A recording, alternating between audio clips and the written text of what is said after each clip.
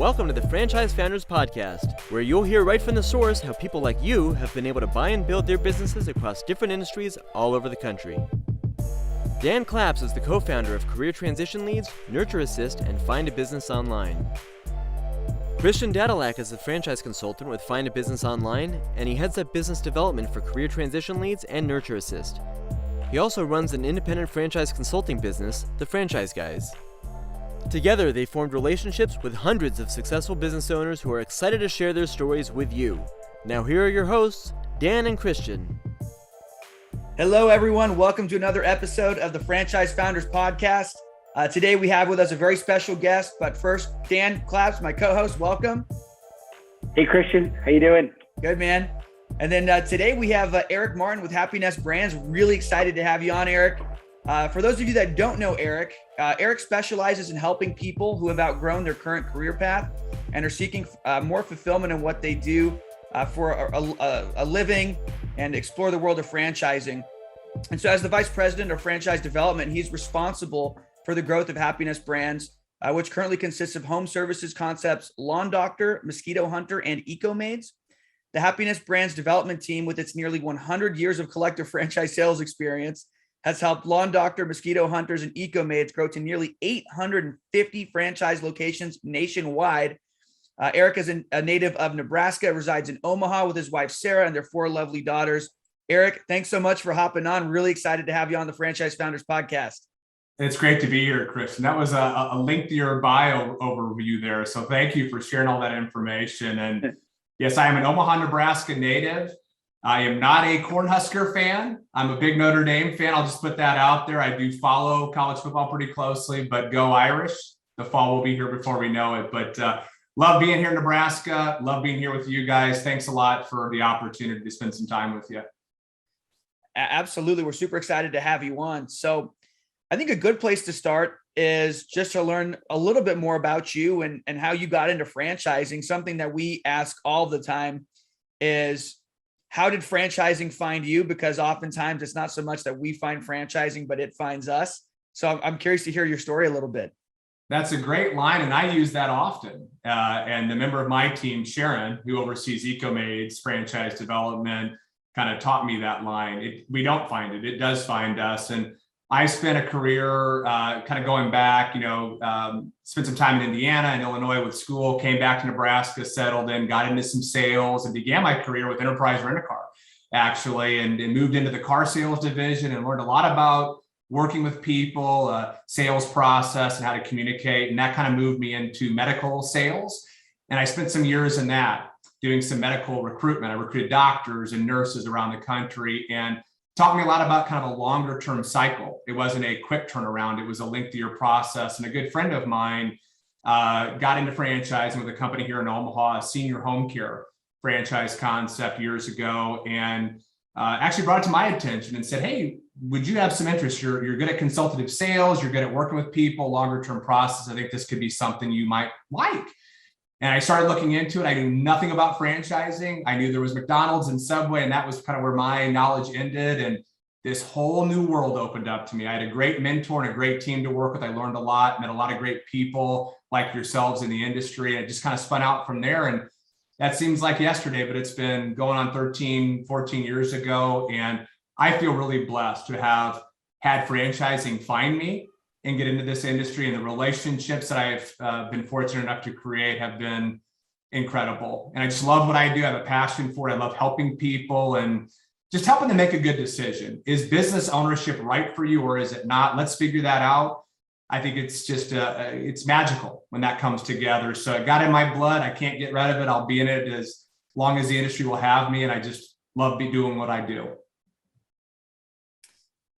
Yeah, I love it. I think this industry really is unlike any other industry out there. I've been in the financial industry before, and that's very cutthroat. It's not collaborative at all. It's very competitive. So coming to the franchise industry is very interesting because people that in all respects really are competitors are sharing a lot of best business practices and sharing how to help more people realize the American dream. So I've always found that to be fantastic. So how did you get involved with Happinest Brands then? Fortunately, a good friend of mine who's in the industry and actually works with another concept, he had been in my position at Lawn Doctor at the time, the vice president of franchise development. And through some kind of discussion and the CEO and founder of Lawn Doctor, Happinest Brands, Scott Frith, had reached out to me based on, I think, a referral from my good friend and said, hey, we're looking for someone that can spearhead not only Lawn Doctor, but help us take the next step and move into Happinest Brands, which we can talk about a little bit. So for me, it was just a really cool opportunity to be presented with. I was nervous. I knew it was going to be an undertaking, but I knew it was a great opportunity and a big next step. So Scott had reached out. We had a lot of discussions, a very lengthy process, and I'm not certain how many others were being talked to, but he ultimately selected me. And I feel very fortunate. So Scott brought me on board, and Lawn Doctor at that point in time was about a 530 unit chain. And we built that now to pushing 650 locations. But in 2018, we acquired Mosquito Hunters. And about a year later, May of 2019, we acquired Eco Maids. So all of a sudden we had one brand and a ton of infrastructure and a great team behind it. And we all felt we can do this for other service concepts as well. And we've built out a great team. We've added to our corporate team, our support team. We've done so many incredible things over the last 3-4 years to really make Happinest Brands stand out in the community as a home services platform. We're not a franchise sales organization. These are all in-house deals that we work. We're all involved with support teams. And what I love about what I do is our team can help people in, and we get to see them grow and flourish as franchise owners as a part of Happinest. We call it eggs in the nest. We have a lot of eggs in the nest with nearly 850 locations around the country, but it's so cool to see people come in and kind of grow up with us and have opportunities down the road to potentially grow into different verticals within the Happinest brand system. And that's a really appealing thing for our types of candidates, is it's not just maybe starting a brand and growing in terms of territory, it may be growing up with Happinest as we continue to expand and add great new service concepts that can complement other businesses that they may have within our system. So really cool what we're doing here. Very excited. We're in the earlier stages. It's only been a few years, but we got a bright future ahead of us here at Happinest for sure. I've always been impressed by the commitment that you constantly make towards your franchisees. I remember when we first started Career Transition Leads in 2016, we worked together with Lawn Doctor on an initiative doing helping with finding potential conversions, owners of businesses that would potentially want to convert into or sell their business to the franchisees and become a part of that larger entity. And I thought that was such a commendable project you guys are working on, providing an opportunity to franchisees that they can expand through acquisitions and giving them that platform, or other initiatives you guys have done.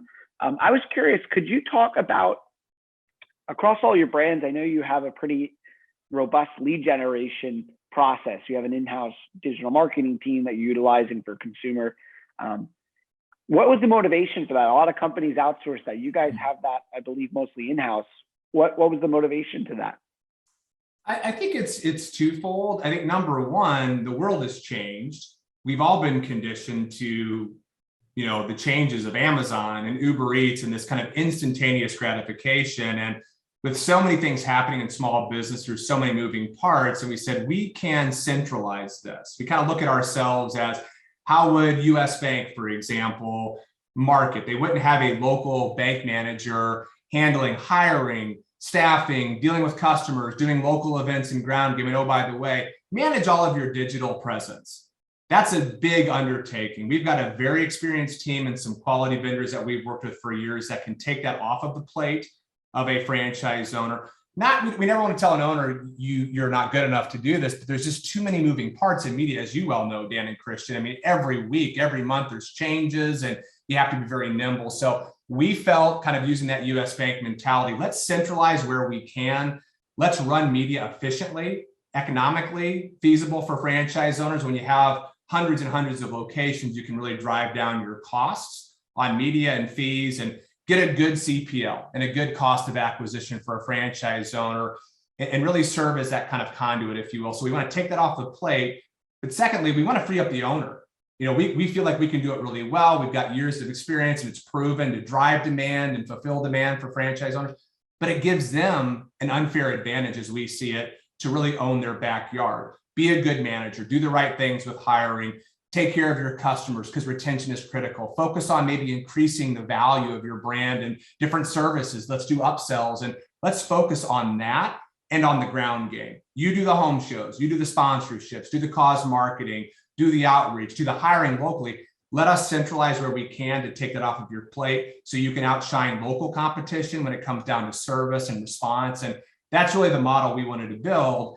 Beyond that, we added a call center.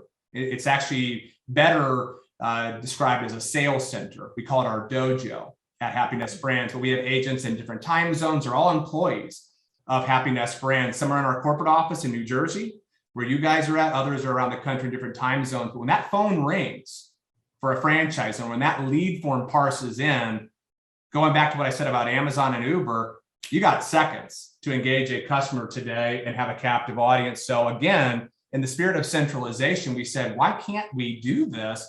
We can market for owners, we can drive demand, and we can also fulfill it with that sales center. So calls are answered in 2 rings. Form fill leads within minutes. We're engaging customers, getting credit cards on file, setting up for the owner so they can reach out to that customer at that point and start the servicing schedule and focus on that relationship. So many cool things, as you guys know, that we've built here to make life easier for a franchise owner, but more importantly, give them that advantage that so many don't have, that are doing everything. They're the cook, the cleaner, the bottle washer. Let's free up that owner to be the best and shine locally. That's going to help us with retention. And in that scenario, everybody wins. When you think about owning a business, I have family members that have home service related businesses. And not only does that call center increase conversion rate and help with sales, but it's also a quality of life standpoint, right? I think about my cousin that owns a home services business. If an Angie's List lead comes in or home advisor lead comes in, I've been at dinner with him where he's like, I got to walk out, and he takes the call, which he should, because someone's got to get back to them immediately, like you mentioned. But it's time consuming, right? And he's living by when leads come in and when they don't. You guys are taking that off the plate of the owner so that they don't have to worry about if their phone is ringing, someone answering that. And they can focus on what they do best. That's fantastic. And it's hard, really, when you think the scenario you described is spot on, but even as you get a little bit more experience, for a local small business person to afford a good salesperson or team and manage that individual, hold them accountable, provide benefits, which we do all of that heavy lifting for an owner. So this being a shared service, we get good talent. We can pay that talent well. We have a commission structure set up with them, and our owners love it. They love the fact, beyond what you said, just they don't have to answer every call and every lead form and feel like, oh my gosh, I'm going to lose business if I don't leave my kid's game and do this. We can handle that for them, take that off of their plate, and it's consistent. Because a lot of people don't think about this. When you run a business and leads are coming in and calls are coming in, you're taking all of those in a normal franchise system and doing that pitch every single day, multiple times a day, the stress of getting back to leads at night when you're done doing what you need to do during the day, it's overwhelming. And guess what happens? It's inevitable. Business owners start to focus on people that paid them yesterday, as they should. They start to let go of people that are looking to pay them tomorrow, as they shouldn't. When you start drying up here, even though leads are coming in, your inbox is doing this because you're doing a great job here, but you're losing a lot of business. And we've created a method here to take care of that. We're handling those leads, great experience, consistent. That's what it's all about, is that wow moment, that user experience. The customer goes, wow, they actually answered the phone, or they actually sent a message to me after I asked for a quote on my property, whereas that might happen 2 days later for somebody who's trying to handle everything at the local level. So in this world today, it just makes total sense. I won't say it's easy. It was a huge investment of time, of capital to build out this sales center and create these cool marketing programs to centralize for owners. But we've changed the game as we see it in franchising and giving our franchise owners that unfair advantage. Which is obviously fantastic. One of the biggest questions that we often get when we're speaking with a franchise candidate is, where am I going to get my customers from? So you all help with that. And then not only that, but you're helping them with a lot of the back end and fielding those calls. You're getting the phones to ring, but then helping them to get to those leads as quickly as possible so that none of them are falling through the cracks. And so again, and we talk about this all the time on the podcast, but that's why sometimes it's, why are you paying a royalty? Well, these are the types of support systems why you are paying a royalty. Because if you were to do something like this on your own, to build up that infrastructure, the massive investment that probably took, that is a huge undertaking. So to have that level of support behind you as a new business owner is just unparalleled. So I think that's a huge value add that you all provided Happinest. I thank you for that. Go ahead, Dan. Sorry to interrupt you. Paying those callers, especially in New Jersey, is no small feat. I know from experience, it's a lot of work, and for a business owner to do that and deal with unemployment claims and health insurance and workers' comp, and you guys have taken that completely off their plate. Taking it off the plate, and you guys know this as well as anybody. We all speak to a number of candidates, and people kind of know bits and pieces about marketing today, but it's become so scientific. It's more science than it is art. And you know this with career transition leads, Dan, kind of working with Facebook and other social forums to create demand. But when you start thinking about all the moving parts, most new business owners, first-time owners, and even some seasoned owners, they don't know. They know terms. They have a general sense. Oh, I understand pay-per-click. I know Facebook advertising happens. I get retargeting and display and SEO.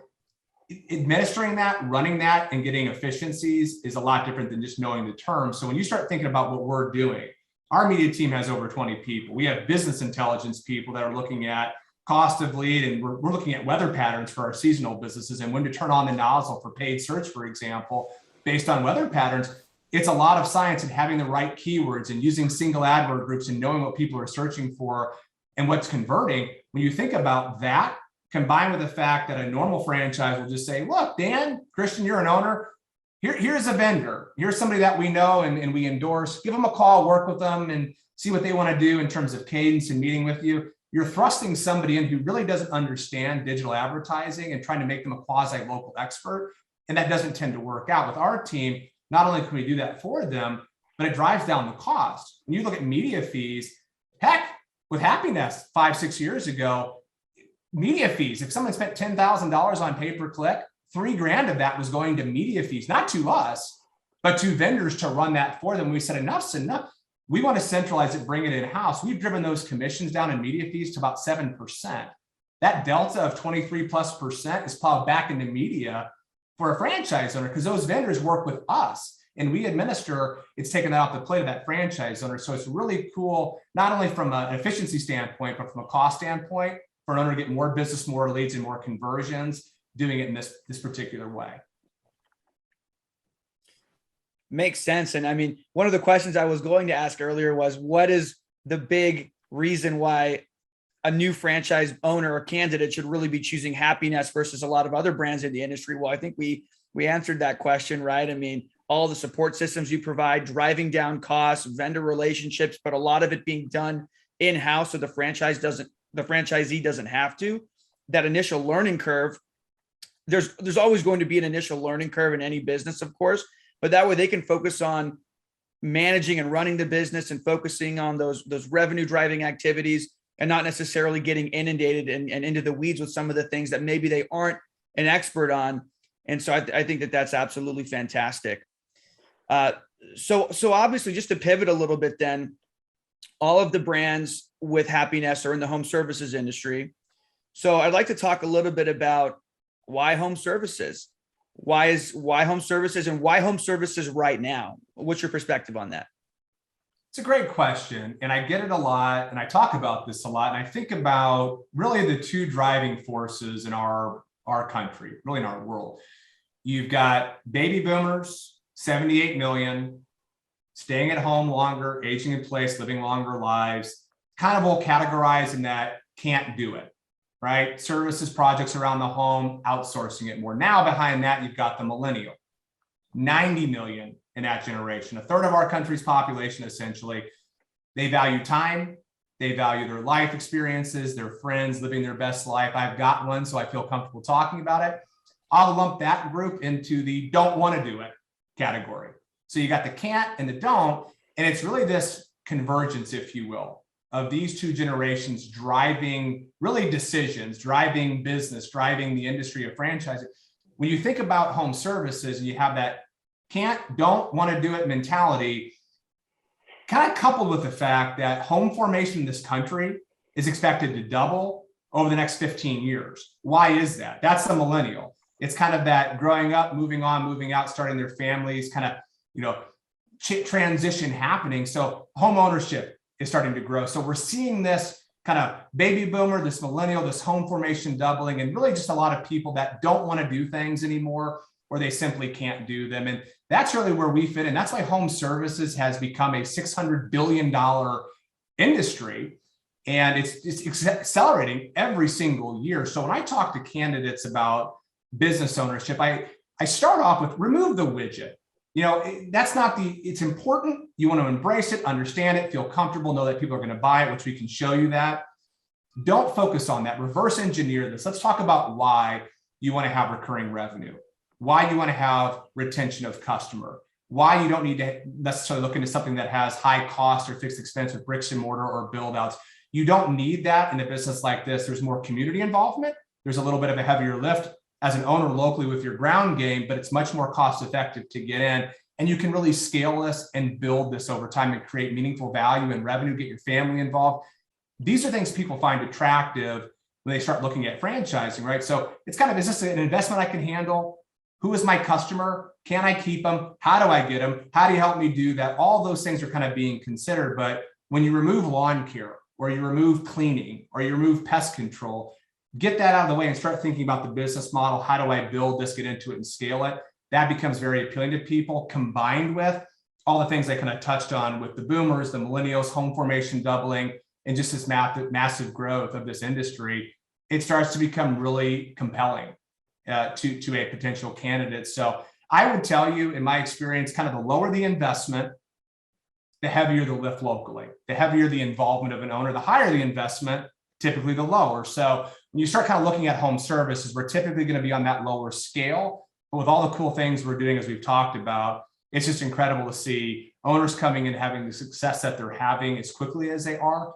And the reason is they can really focus on what matters locally. And we can plug in and do a lot of that kind of high level advertising and media development to help them grow. So that's how I look at it. I'd be curious to get your guys' perspective as kind of being on the other side of the fence.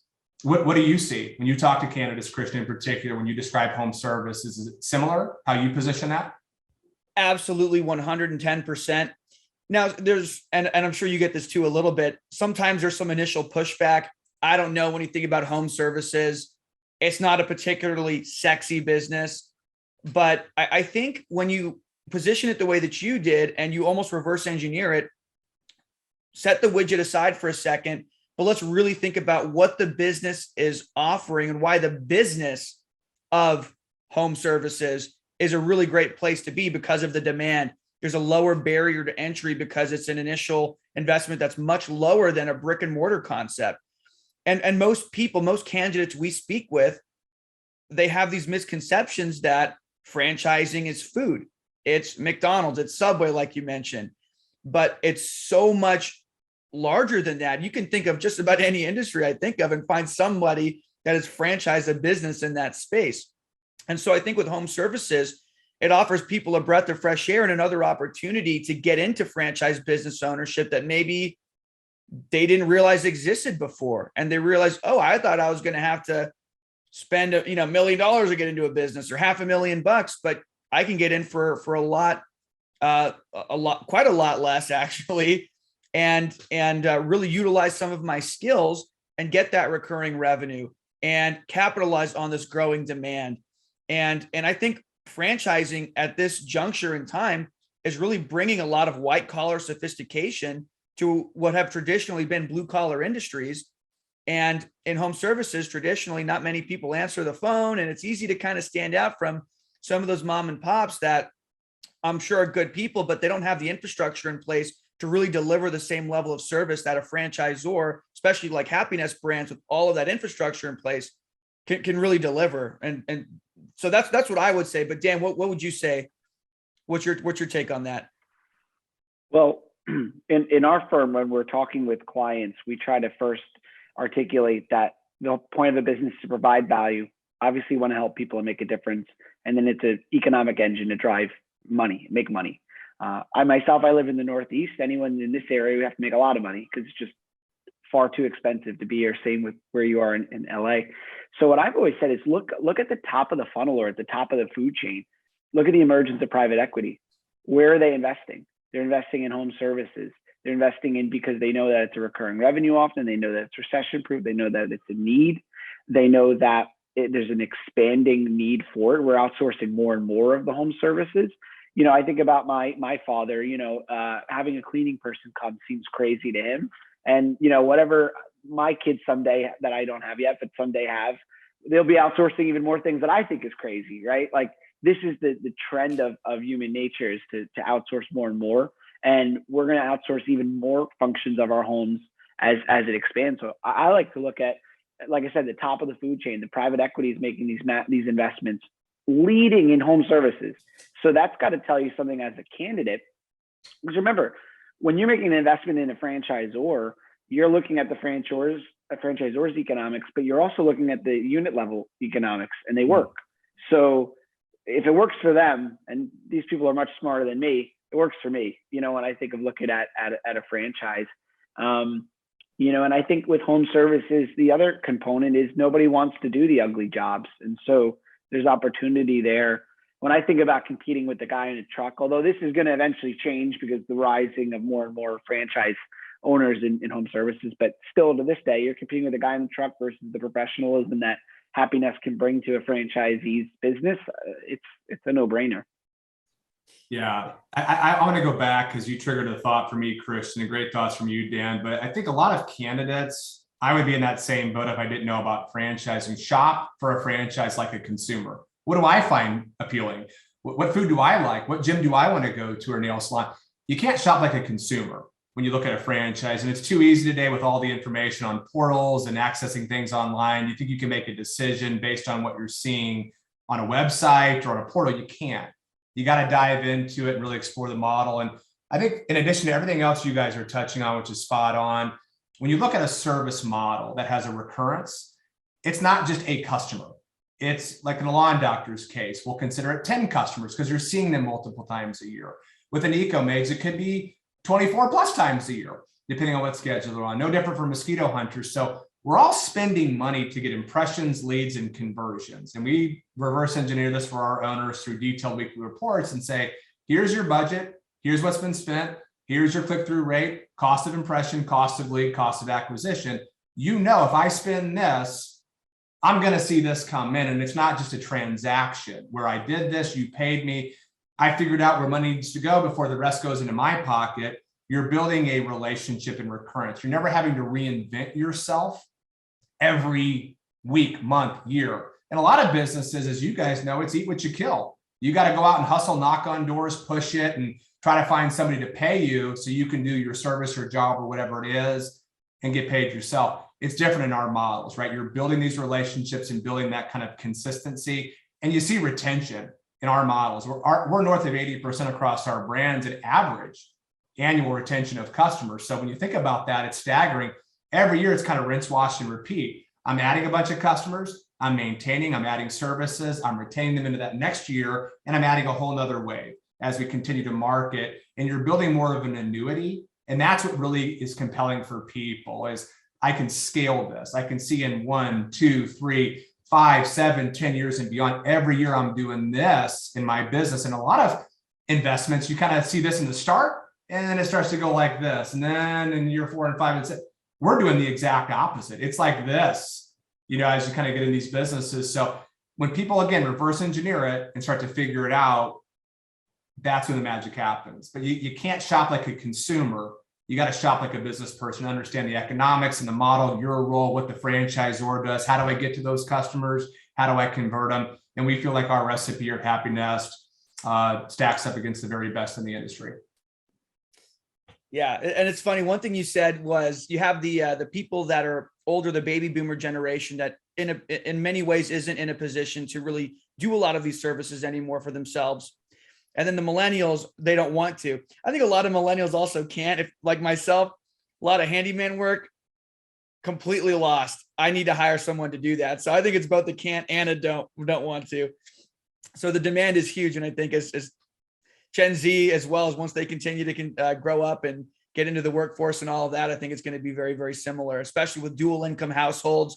Most people are in the household are working, so they don't want to come home and have to mow the lawn and do all these different things. They'd rather just hire someone to do all of that so that they can have a little bit more free time. So I completely agree with that.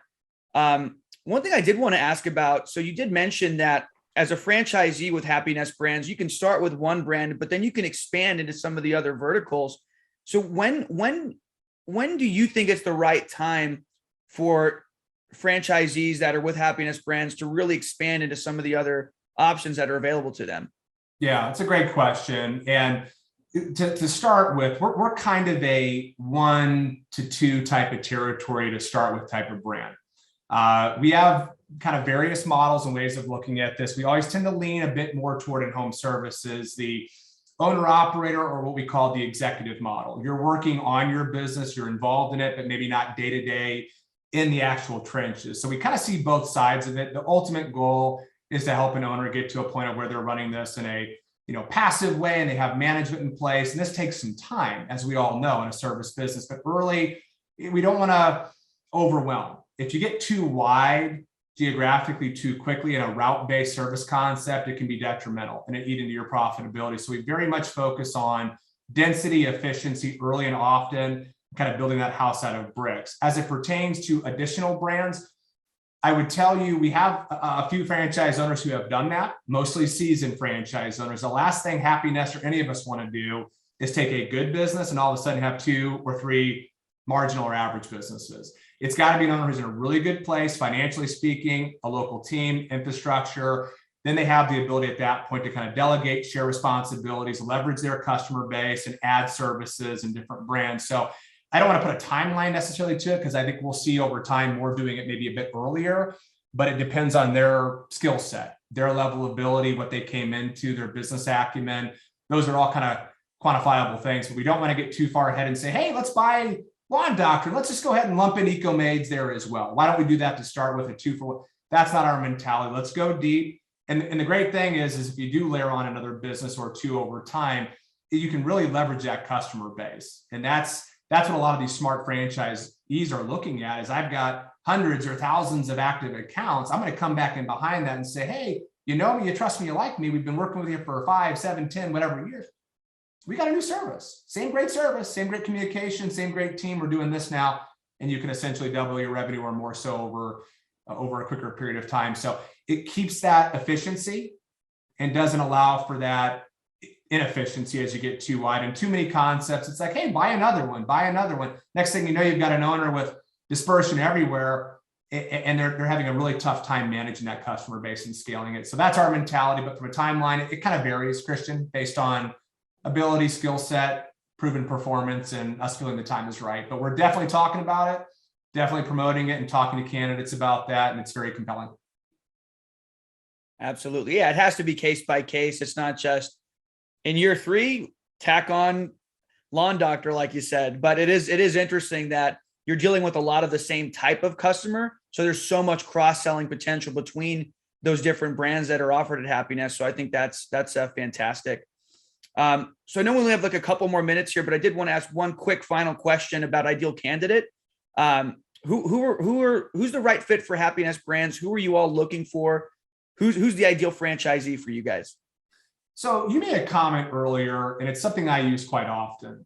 We fully embrace the fact that our brands, our 3 current brands, and I will throw a plug in here. We are very excited here and not ready to announce anything, but we'll have a 4th Happinest brand at some point here in the near future, and then a 5th coming in behind that. Our ultimate goal over time is ideally to build Happinest into kind of a home advisor of franchising, 15 to 20-ish recurring home service type of brand, service concept. So that's our long-term vision. We're still at the very earlier stages of that, but it's going great, of course. But when we think about kind of franchise owners, when I position a Happinest brand, they're in a blue collar industry, but we run these in a very white glove, white collar way. And that should tell your candidates kind of the people we're looking for: business acumen, management experience, like to network, want to build a community business, want to build long-term relationships, good with consultative sales, not knocking on doors and cold calling. We do plenty of advertising to create demand. We just have to have somebody locally as an ambassador to fulfill that and manage a team, do the great service, build that retention, and start to add different services over time. And there's an art to doing that in our businesses. So when I think about our owner, they typically have experience managing people. They've led some teams, a lot of corporate refugees that come into our businesses. We don't look at your background and say, well, you don't understand lawn care or agronomy, or you've never, been in a cleaning business or run a pest business. That does not matter to us. We want somebody that has those attributes, that business sense, and ultimately really has a desire to work that ground game, like we talked about earlier, giving us the freedom as their franchisor to build their presence socially and do the advertising, be that really good local representative. And I think from there, really it's about patience, positivity, perseverance. Any franchisor will ask for those things. Nothing happens overnight. Nothing's built and successful in a year. It takes time. So that long-term vision, we talk a lot about that and want to make certain our franchise owner has that mindset coming into the business. Excellent. Well, thank you, Eric, Martin, everyone. Happinest Brands. Really appreciate you taking the time with us. I appreciate the opportunity, guys. This has been a pleasure, and thank you for your support and all that you're doing with IFPG. We wouldn't be where we are, and I mean that very sincerely, without you guys. I appreciate it. Thank you. Take care, everyone. Make sure to like, share, subscribe, and leave us a review.